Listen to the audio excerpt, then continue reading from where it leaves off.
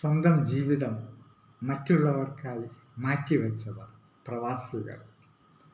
ജീവിത സാഹചര്യങ്ങൾ, ജനിച്ച നാടും സ്വന്തം വീടും ഉപേക്ഷിച്ച് ദേശാടനം നടത്തിയവർ.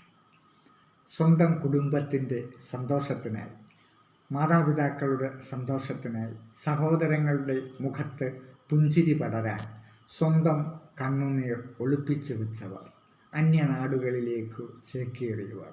അവരുടെ അധ്വാനങ്ങൾ, അവരുടെ വിയർപ്പ് കണികൾ അതെല്ലാമായിരുന്നു നാട്ടിലുള്ള എല്ലാവരുടെയും താങ്ങുകൾ, ആശ്രയങ്ങൾ. സ്വന്തം മണലാരണ്യങ്ങളിൽ ഇരുൾ വീഴുമ്പോൾ, മണൽക്കാടുകൾ ഉറങ്ങുമ്പോൾ അവരുടെ സ്വപ്നങ്ങൾ ഉണരുകയാണ്.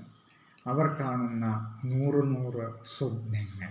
സ്വന്തമായി ഒരൽപ്പം ഭൂമി, ഒരു വീട്, കുട്ടികളുടെ വിദ്യാഭ്യാസം, അങ്ങനെ 100 പ്രാരാബ്ധങ്ങൾ അവരുടെ മുന്നിൽ വിടർന്നാടുകയാണ്.